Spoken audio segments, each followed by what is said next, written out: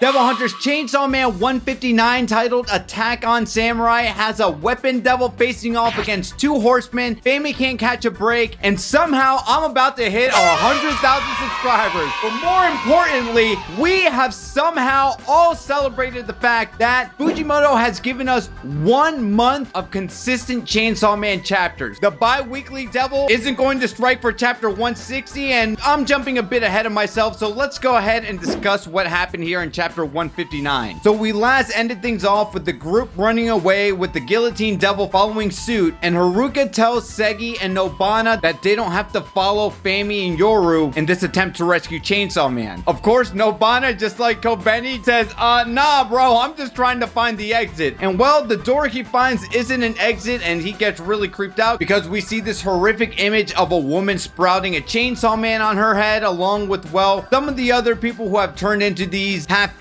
Chainsaw Men, due in part to the contract that they made with the Fire Devil. Now, while this does freak out Nobana and Gilly, we see the public safety devil hunter that was nearby Denji when he was getting his leg amputated go on into theorizing, where did these Pseudo Chainsaw Men come from? Is it because they like Chainsaw Man a certain amount? Or are the people who turned into these Pseudo Chainsaw Men are monsters who just worship the hero of hell? And still acting calm and collected, he finally asks, why is it that a Chainsaw Man sprouted from his wife's head, while the group from the Chainsaw Man fan club haven't turned into Pseudo Chainsaw Men themselves? And for the good introduction of this chapter, you're like, wow, although I'm not going to really support this guy, I can maybe believe in why he is a public safety devil hunter. But then when Asa ends up asking this guy, have you ever done anything bad in your life? Well, I did cheat on my wife for about 6 months, but beyond that, I'm a pretty good person. Asa quickly turns into Yoru. Instead of getting the reveal of whoever he's contracted with in this moment, Yoru ends up kicking Fami, and poor Fami, we'll talk about Fami in a second. This was all a ruse to buy some time, because who ends up showing up? The Katana Man himself. Arguably the coolest hybrid weapons design out of all the 7. And what an incredible reveal for Katana Man to show up once again. The last time we saw him and the Nobara, Nail, and Fiend hybrid, we saw them dealing with all the Pseudo Chainsaw Men when they first appeared back in chapter 146. So I really like the full turnaround that we've seen them appear once again in regards to the conversation of the Pseudo Chainsaw Man. And I know there's a good part of you, because some of you are already saying right now, but DJ Miles didn't get Reze one more time. Hope aside, she's coming, okay? But first, for the power scalers, we selfishly gotta figure out, how is this battle going to turn out with the Fiend and a weapons against 2 horsemen of the apocalypse? Because Fami's not looking too good. And poor old Gilly, RIP to a real one, has somehow turned back into the little curvature piece. Now, does this have to somehow play with the fact that she has to give up something in return of summoning these powerful devils that are already nerfed, and that she has used her ability one too many times? Because she's definitely been the running gag, and knowing Fujimoto, this is probably most likely a gag, but I do like how we are getting one step closer into figuring out what is that double-edged sword that Fami, one of the most powerful devils in all of Chainsaw Man, has to sacrifice in order to use her abilities. Because on the other side of that coin, we see Yoru and Asa still dealing with the loss of one arm, which we know, well, hey, they can just consume the blood of a devil, and most likely they're going to grow it back. Or now, if we're jumping down the rabbit hole, whatever happens with the Katana Man here, maybe this is how Yoru will acquire a blade of an arm, which that would be pretty nutty. But I'm getting a bit ahead of myself. Let's go ahead and continue on with the chapter. As I just mentioned previously, Fami tried to summon Gilly, but Gilly already turned back into a miniature curvature, and with another kick, Yoru smashes Fami's head in to avoid the attack from the Nail Fiend, who ends up laughing at Fami, telling Yoru to be a little bit gentler to her own sister to get her out of harm's way. So I like how the stakes so far in the prison arc has already made things difficult for Fami and Yoru in this attempt to rescue Chainsaw Man, because on paper it seems very clear that having 2 horsemen of the apocalypse to break into a prison facility that has never broken out would be an easy job for them to do. But we've seen so far, with the circumstances of the Devil Hunters Club members, and to seeing Fami being nerfed, into even Yoru and Asa still deliberately fighting with one arm, and now they're up against a Fiend Devil, which is kind of whatever, but one of the strongest hybrids, the Katana Man. You can't help but wonder, how's this going to play out? And there is a moment in the chapter where Segi tells Haruka that he has nowhere to go. I still think Segi is maybe playing this double spy into helping out Fami, and if he's not not even helping out Fami. Perhaps he's still the biggest mystery in all of this, where again, I mentioned he could be the original fake Chainsaw Man, and that would tie in nicely with what the public safety devil hunter with the eye patch was mentioning earlier. Why haven't you guys turned into these pseudo chainsaw men? I think it would be a nice callback if, well, hey, Segi Ikoku is actually the original fake Chainsaw Man all along. But to the best of our knowledge, the people who have turned into the Pseudo Chainsaw Man, and correct me if I'm wrong here, I thought it was because they just wanted something they desired the most. Because we know the person who made the contract was the Fire Devil, but the people who made the contract with the Fire Devil didn't know that. They thought they were making contract with the Justice Devil. And the original concept of the Justice Devil is that they can become whatever they most likely desired, right? Or whatever their hearts desired the most. So